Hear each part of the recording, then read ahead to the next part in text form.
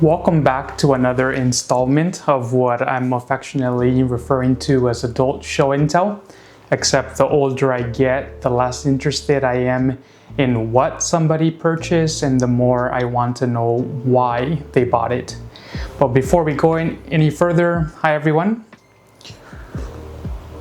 At the time of this recording, there are about 20 of us here now, which means that it no longer feels like I'm speaking entirely into the abyss. And if you're here from one of the Discord communities, thank you. I genuinely appreciate the support. If you're new here, my name is Saul. If you enjoy conversation about clothes, craftsmanship, and the stories behind our favorite pieces, I hope you'll consider sticking around. For those of us who are into clothes, fashion, and style, it's no secret that summer can be tough when it comes to getting dressed. Here in Boston, we've been under a heat advisory the last few days, which feels like the universe gently reminded me that perhaps today is not the best day to wear 20-ounce raw denim. Summer has officially begun, so today I thought we'd talk about something a little different than in some of my prior videos.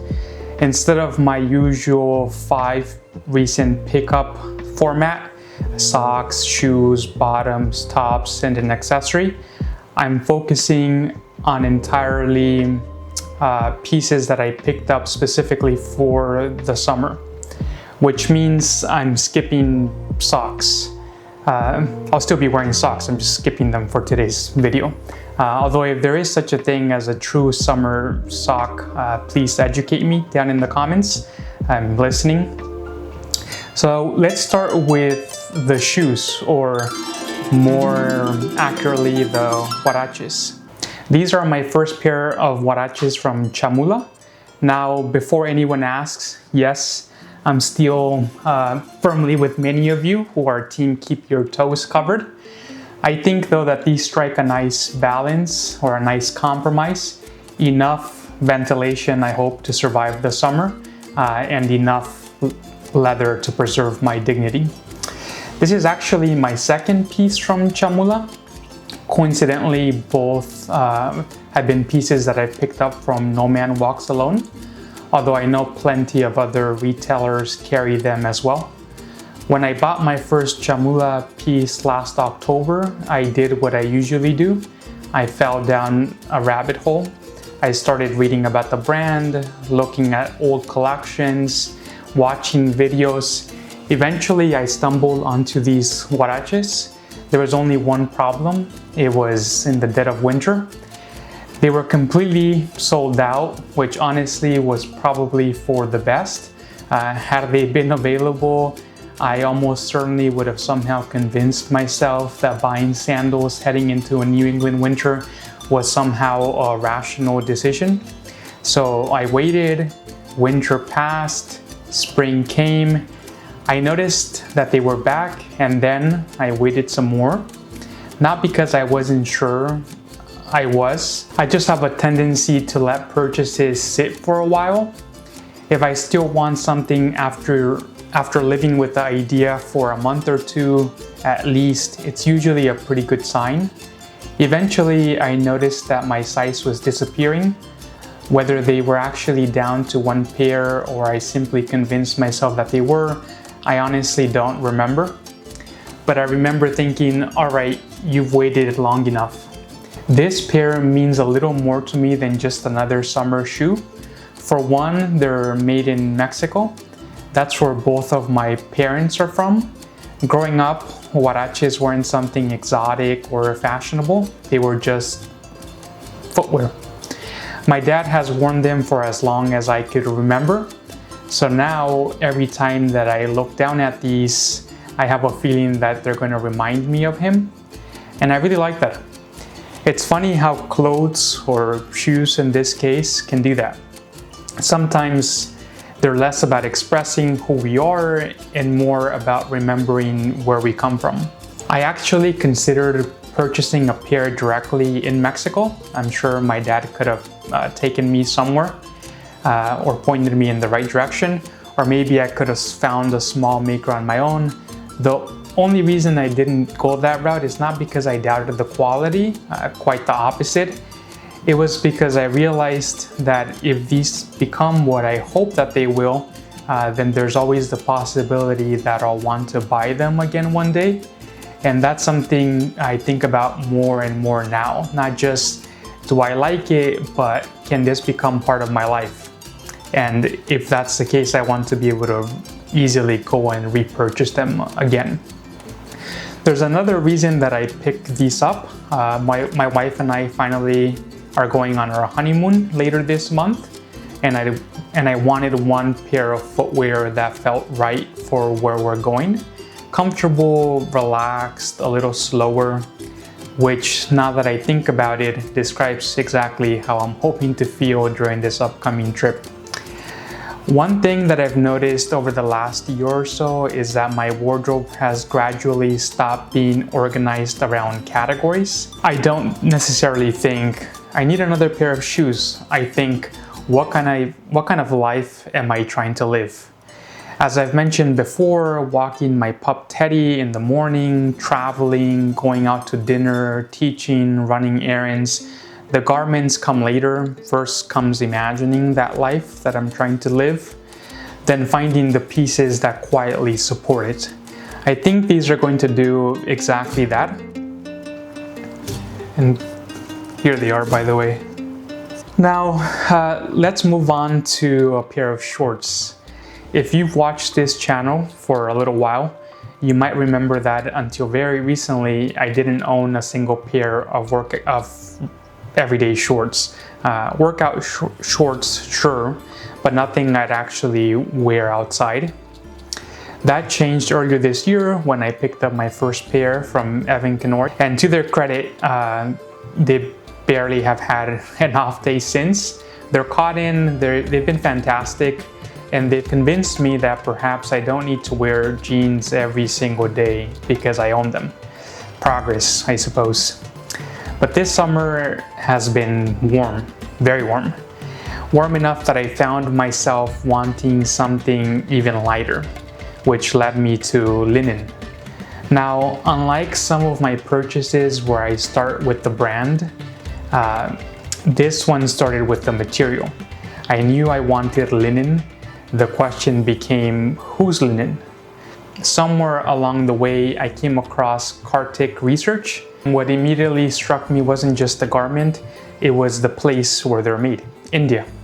I think for a long time, I subconsciously treated made in Japan as almost the exclusive source of quality. I don't think I ever consciously believed that, but looking back at my wardrobe, it certainly looks that way. Raw denim, loop-wheeled t-shirts, Japanese craftsmanship, and to be clear, I still love all of those things. But lately, I've been trying to broaden my own assumptions because no single country has a monopoly on beautiful craftsmanship. Not Japan, not Italy, not anywhere. Craft, I think, exists wherever people care deeply about making things well. And I think that's worth remembering. Story MFG nudged me in that direction. This piece from Kartik Research reinforced it. It's handmade in India from handloom linen, double pleats, a relaxed fit, hand embroidered Zardozi detailing along the hem, and that's probably my favorite part. Not because it's flashy, quite the opposite. It's one of those details that I think rewards curiosity. Someone doesn't notice it immediately. They notice it because they looked for just a little longer. And I like personally clothes that reward attention like that. One thing I've realized recently is that I don't necessarily want my wardrobe to become more expensive. I want it to become more interesting. Sometimes those overlap, sometimes they don't. But increasingly, I'm drawn towards garments where I can sense another person's hands. A slightly uneven stitch, natural dye variation, hand embroidery, things that remind me another human being made this. that matters to me. Now, there is one thing about these shorts that makes me slightly nervous: the care label, dry clean only. I have to admit, I don't love those words. I generally want my clothes to fit into my life without being too fuzzy, not the other way around. We'll see. Maybe in 6 months I'll come back and tell you I was worried about nothing. Or maybe I'll tell you I spent more time on dry cleaning than the shorts themselves. Time will tell. Speaking of changing how I think, let's move to the polo, because this piece surprised me in a completely different way. This is my first piece from Casey. Unlike some brands that I actively searched for, Casey sort of found me. I kept noticing it, different retailers, different collections, different seasons. Eventually, I stopped asking, why does everybody carry this brand? And started asking, what am I missing? I've been doing something a little differently over the last year or so. For a long time, I was incredibly loyal to individual brands. Once I found one that I liked, I stayed there. Actually, that's true of outside of clothes too. I've ordered the exact same thing, for example, from Subway since I was in undergrad. I wish I were joking. I suppose it's just one less decision to make. For a long time, my wardrobe has worked that same way. When I first got into Japanese denim during the pandemic, there was one brand, one. I'll let you guess which one in the comments. Then when I started expanding into shirts, jackets, and knitwear, there was another brand that dominated my closet. Looking back, I think I like the certainty. If something worked, why change? Lately though, I've been approaching clothes a little more like I like to approach travel. Generally speaking, I like visiting somewhere once before going back. Not because I don't love any one particular place, but because I know there's still so much more I haven't experienced. Brands have become like that for me lately. I'm less interested in owning 5 things from the same company and more interested in learning what makes each brand special. Maybe someday I'll circle back, but first I want to explore. That's exactly what Casey represents for me, and this polo immediately stood out. Partly because, as I've mentioned in a prior video, I used to wear polos almost every day. Middle school uniform colors, khaki was one of them. Apparently, I have a lifelong relationship with khaki. But what really sent me down another rabbit hole was the fabric. It is made from a blend of linen and lyocell. Now, I'll confess something. I've become a bit of a fabric snob. Not because I think everyone should care, but because I genuinely find fabrics fascinating. I've become something of a natural fiber purist. So seeing lyocell listed alongside linen made me pause. Naturally, I spent an embarrassing amount of time watching videos about lyocell. Hours. My conclusion, it's basically natural enough for me. It's made from, based on my understanding, from wood pulp processed in a closed loop system and generally considered one of the more environmentally thoughtful regenerated fibers. So, rabbit hole complete, crisis averted. What I love most though is the silhouette. It's very relaxed, fluid, at least slightly oversized. It reminds me of the TSS piece that I talked about in a few videos ago. Increasingly, I'm realizing that I don't necessarily want clothes that fit perfectly, quote unquote. I want clothes that move beautifully. And I think that's a whole different thing. I picked this particular shirt up from Nitty Gritty in Sweden, I believe. One nice surprise, if you're ordering from outside the EU, you don't pay the VAT. Now yes, if you're in the US, you'll likely have to pay tariffs, but it's still less than the taxes. Boy math. I'm kidding, mostly. Not long after mine arrived, I noticed another color had gone on sale from a different online boutique. Old me probably would have convinced myself that he needed both. Current me closed the tab. I'm trying to get better at letting one great garment simply be one great garment. Finally, let's finish with an accessory. If you've watched my previous pickup videos, you'll know this category has become a bit of a tradition. Last time it was a cap, before that a beanie, this time another cap. Apparently, my head has become one of the more accessorized parts of my wardrobe. This is my first piece from Yoko Sakamoto. It's called the Gift Shop Cap, and I picked it up from Glasswing. Originally, I was simply looking for something practical. As I mentioned earlier, we're heading off on our international trip in a few weeks, and I wanted something that would keep the sun off my face. Pretty straightforward. But then I started reading about how this thing is made, and well, you guessed it, another rabbit hole. The fabric is woven in Japan's Bishu region. Apologies, probably mispronouncing. On vintage looms using raw silk in the warp and cotton in the weft. Then it's brushed on both sides, so it almost feels like flannel, which is funny because visually it doesn't really scream, look how complicated I am. It's just a cap, and I mean that as a compliment. One detail that I absolutely love is that the brand says the fabric will continue changing over time. The brushed surface gradually softens, the raw silk develops a dusty antique quality. It becomes more interesting because you wear it.